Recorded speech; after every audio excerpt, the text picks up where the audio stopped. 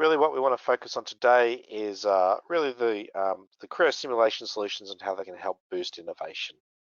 Okay, so why are people interested in these simulation solutions? How can they help? Well, there are a number of goals that companies are striving to achieve. So understanding how that product is performing out there in the field. Okay, uh, a big driver is obviously shortening development cycles and getting to market quicker.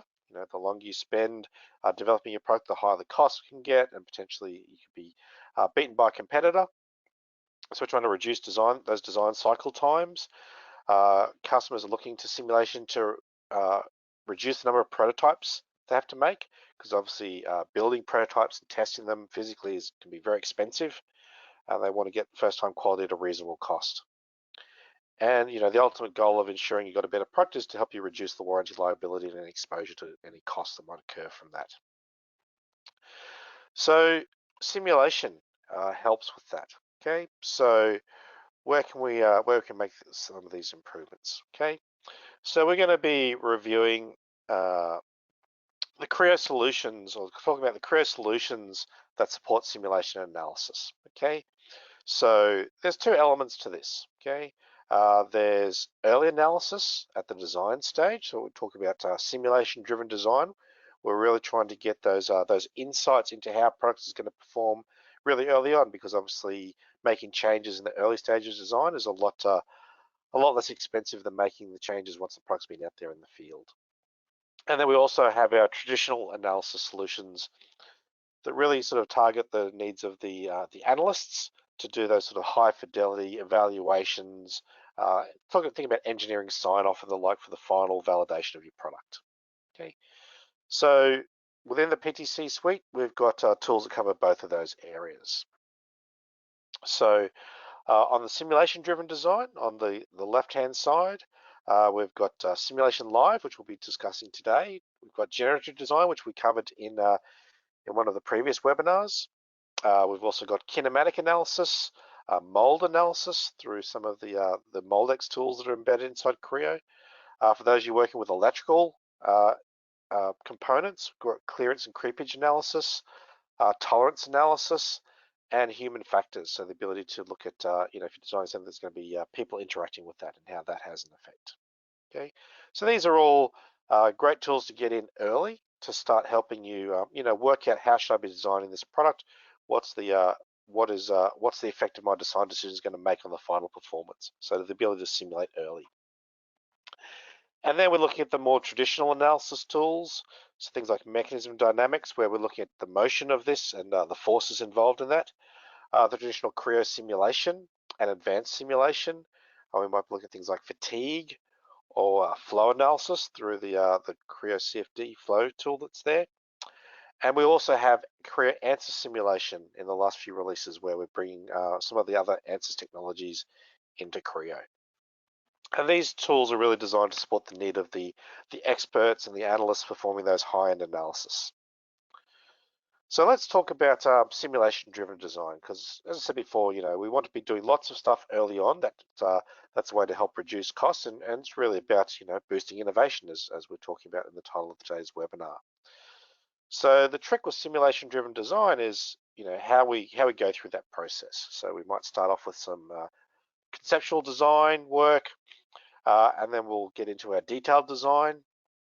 And then what happens is, simulation has traditionally tended to be this sort of final step in the design process, more of a validation of that, and then we're going to prototype and manufacture. Okay, and so it's not really true simulation design. Often we need to consult an expert. Okay, so our engineers might not feel they have the expertise to do that while they're doing their design work, so they'll go off to an expert in the simulation tool. Often we don't use the actual design model. We'll de-feature it and simplify it down. There's a lot of smarts need to make the right decisions in there. And we've also got a very iterative process.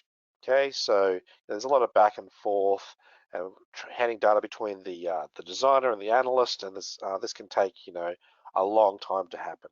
Okay, so basically PTC and ANSYS a number of years ago partnered up to put those simulation tools that ANSYS has been developing for more than 30 years into the hands of Creo customers and Creo users, and embedding them directly inside the Creo tools. Okay, so that's obviously great for Leap, being representing both of these vendors. Not something by design, just something that we was very good for us. But yeah, the partnership is there between PTC and ANSYS, where ANSYS technology is being embedded inside PTC tools, and PTC technology has been worked in conjunction with some of the ANSYS tools as well. Okay, and really the aim of that is to reduce the barriers between design and analysis. Okay, so the idea of simulation-driven design is that, you know, right from the early conceptual stages into the detailed design stages, simulation can be actually run throughout those processes. Okay. So this is really what Creo Simulation Live is. So the idea of this is to give, all of the engineers and designers the tools that they need to uh, really achieve that simulation-driven design. Okay, so the ability to instantly understand what's happening while they're building that design work, doing that design, to give them that guidance on which way should they go. Okay, so as it says, the instantaneous interactive guidance for the conceptual and detailed design phases. Okay. Uh, Now this is a complement to the existing tools, as well as the new Creo ANSYS simulation tools, which are more focused on the somewhat more detailed, uh, high-end simulation tasks, more using the validation side of things. Okay, so as I said there, sorry, I'm getting ahead of myself on the slides. So let's talk about Creo Simulation Live and how that helps with the simulation-driven design. Okay. So Creo Simulation Live basically allows users to define and run simulations uh, with a couple of clicks. So it's actually using the ANSYS discovery engine embedded inside Creo. So the beauty of that, it's the common consistent Creo UI. Okay, so it works exactly the same way as all the other Creo tools. All the icons look the same. The terminology is the same. Okay, so after a few quick clicks, setting up some basic constraints, loads, we can run the simulation. Okay. So as I said just before, this uses the ANSYS Discovery Simulation Engine that was developed by ANSYS. So this is embedded natively inside Creo Parametric. Okay, so it runs completely inside. There's no jumping out to another program. It's contained completely inside Creo. Okay, so once we're running this, basically the analysis results are updated in real time. Okay, so as you make changes to the model, think of it, it's like kind of like a shaded view, which you'll see when Ben starts showing us a bit of a demo. Basically, the simulation is always running, so we can rapidly run the different types of analysis you can see here. So we can run structural, thermal, modal, or fluid analysis with Creo Sim Live.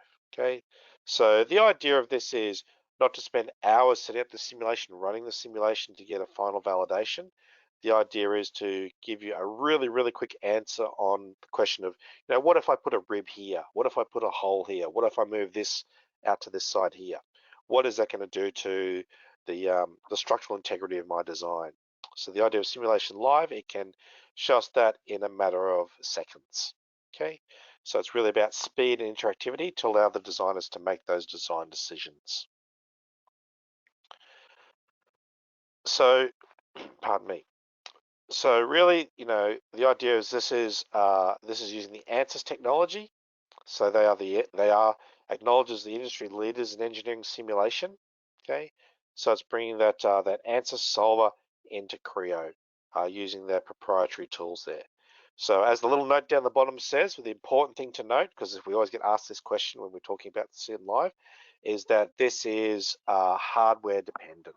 Okay, so ANSYS Discovery Live is GPU based, so graphical. So you need the right graphics card to run that. Okay, so that's an NVIDIA card, must be NVIDIA, an NVIDIA card, must be a CUDA card, so that means the Kepler, Maxwell, Pascal, or newer, so the Ampere architecture and the likes that are out now, okay, with at least 4 gig of video RAM. Okay, so if you're running an ATI card, then sorry, you can't run this, or an AMD, sorry, card, then you can't run this. So I know some of you we've spoken to about, we often have customers come to us asking us about hardware recommendations for running Creo. Even if you don't have Sim Live, we will always recommend NVIDIA cards because what we'd hate to do is recommend you an AMD card, and then you go off and get that, and then a year later you decide you want Sim Live and you can't run it on that hardware. Okay, so this is hardware dependent.